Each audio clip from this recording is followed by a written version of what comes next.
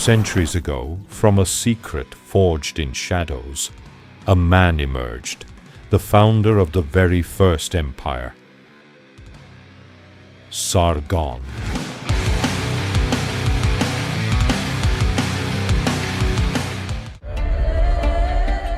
5,000 years ago, humanity lived in a world divided into city-states, where small kingdoms fought endlessly for dominance, power, territory, order. None of these concepts were fully defined yet, and in that dark age, a child whose name no one even knew would irreversibly change the course of history. He would rise from an ordinary servant to the founder of the world's first great empire. This is not only the story of Sargon. This is the story of how the idea of empire was born. A birth shrouded in secrets. According to legend, one night in the heart of Mesopotamia, a young woman secretly gave birth to a child. No one was supposed to know about him because he was born with a dangerous secret. The woman placed the baby in a basket, sealed it with pitch, and set it adrift on the waters of the Euphrates River. This tale resembles the story of Moses, and although it may be myth, it is a beginning worthy of the world's first emperors. The baby was found and raised by a gardener. He was given the name Sharukin, the legitimate king. His destiny was never meant to be ordinary. It was already written the moment he was born. Rising from the shadows, thanks to his abilities, the young man quickly rose through the ranks in the powerful city of Kish, eventually becoming the cupbearer to the king. At that time, the Sumerian city-states Uruk, Ur, Lagash were constantly at war, independent and fragmented. But this young man standing at the king's side saw something others didn't. If someone could unite these lands, history would be rewritten. Fate was waiting for the right moment. Coup war essent. When the king of Kish died, chaos erupted.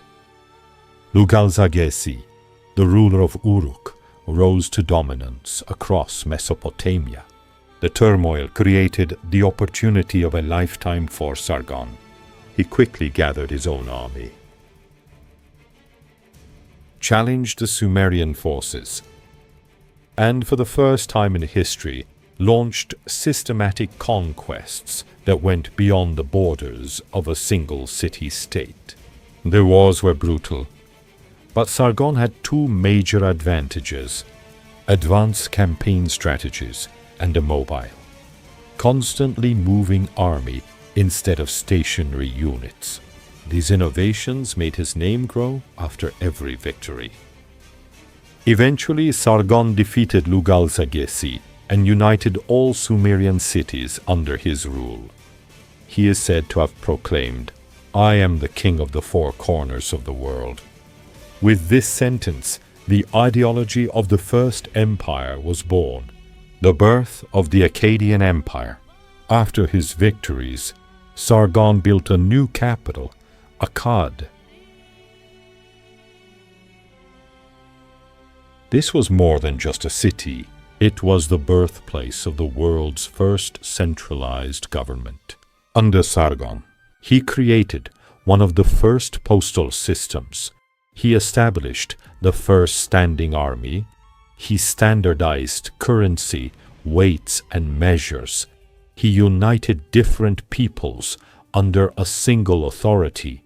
These innovations pushed Mesopotamia 1,000 years ahead of its time. Sargon was no longer merely a king. He was the world's first true emperor. The conquest of the four corners. Sargon's armies did not stop with Sumer. He marched on Elam. He led campaigns reaching Anatolia. He advanced to the coasts of Syria. He brought Lebanese cedar back to Akkad. He seized control of trade routes. For the first time, a transcontinental power emerged. What we now call empire was first practiced by this man, the Golden Age and the End. Sargon ruled for nearly half a century, an extraordinary length of time for that era. But as he grew older, rebellions increased. Some cities wanted their independence back.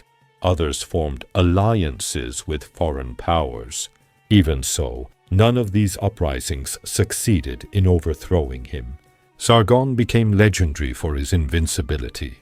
According to tradition, before he died, he said, "Even after I am gone, the order I built will not fall." And this prophecy came true, at least partly. Although the empire weakened under his descendants, the path Sargon opened was never closed. His model of governance was adopted by later civilizations: the Assyrian Empire, Babylon, the Persians, the Greeks, the Roman Empire. Sargon was no longer just a king. He had become a model, an idea, an era. Sargon's story shows us one thing: an empire is not built by the sword alone. It requires courage, vision, strategy, and the ability to read the spirit of the times. 5,000 years ago, one man reshaped the world. The foundations of the states we live in today were laid by the steps he took. History does not forget certain people, and Sargon is one of them.